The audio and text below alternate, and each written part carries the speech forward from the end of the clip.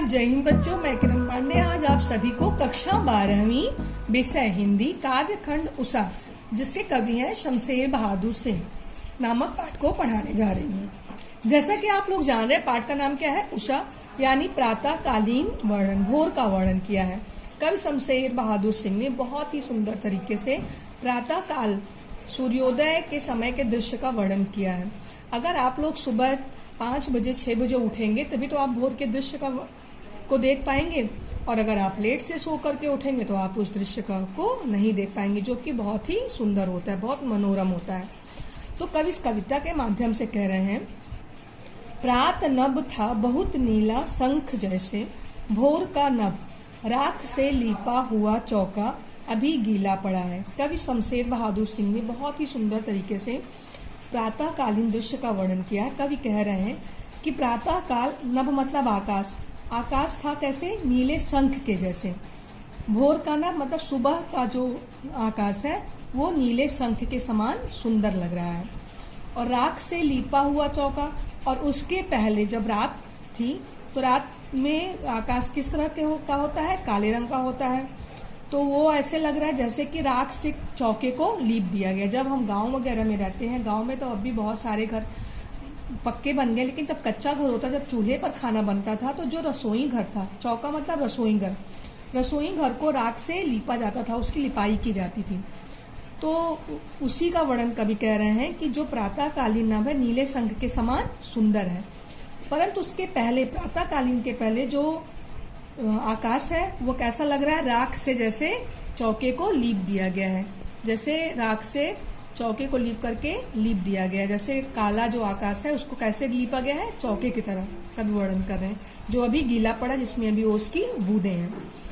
दूसरे पैराग्राफ में कवि कह रहे हैं, बहुत काली सिल जरा से लाल केसर से कि जैसे धुल गई हो, स्लेट पर या लाल खड़िया चौक मल दी हो किसी ने। और फिर कभी आगे वर्णन कर रहे हैं, बहुत काली सिल मतलब जो रात का जो आकाश है काले रंग का होता है, और जब भोर होने लगता है तो आसमान कैसा केसरिया रंग का हो जाता है, लाल रंग का। जब सूरज की किरणें चारों तरफ पड़ती हैं, सूरज जब क्षितिज से निकला हुआ प्रतीत होता है, तो ऐसे तो उसकी जो किरणें जब आसमान में पड़ती हैं तो आसमान कैसा हो जाता है? लाल रंग का।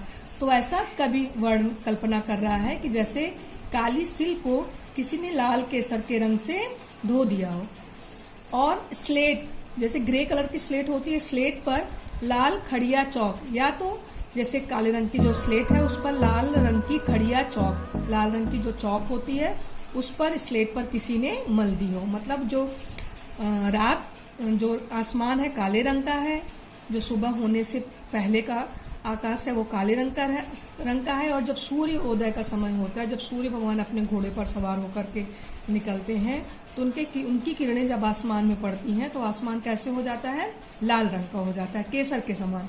तो कवि वही कल्पना करके कह रहे हैं कि जैसे काली सिल है, बादल जैसा प्रतीत हो रहा है जैसे काले रंग की सिल, और उस पर जो सूरज की किरणें पड़ रही हैं, जब सूरज निकलता है सूर्योदय कैसा हो जाता है? लाल रंग के, जैसे लाल सिल का, काली सिल पर लाल रंग का केसर मल दिया गया हो, और स्लेट पर लाल खड़िया चौक को मल दी गई हो।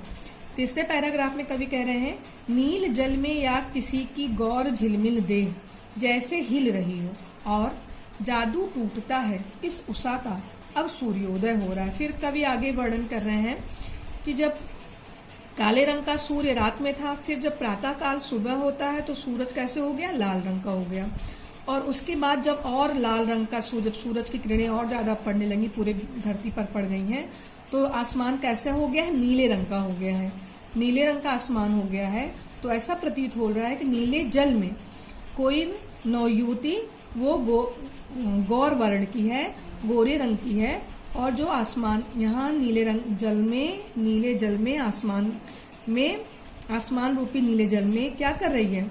वो स्नान करके निकल रही है, उसकी शरीर जो है हिल रही है। नीले रंग का जो आसमान है, कवि ये कहना चाहता है, उसमें जहां पर सफेद रंग का जब आसमान में उसकी छाप पड़ने लगती है, तो कवि को ऐसा प्रतीत हो रहा है कि गोरे रंग की कोई युवती है जो नीले रंग के आसमान में है, और उसका शरीर हिल रहा है। और फिर कवि कह रहा है कि जादू टूट रहा है, जो प्रातःकालीन सुंदरता का वर्णन है उसका जादू टूट रहा है, इस उषा का, क्योंकि अब क्या हो रहा है, सूर्योदय हो गया, पूरे चारों तरफ विश्व में सूरज की किरणें हो गई हैं, सभी मनुष्य उठ गए हैं अपने काम धंधे के लिए।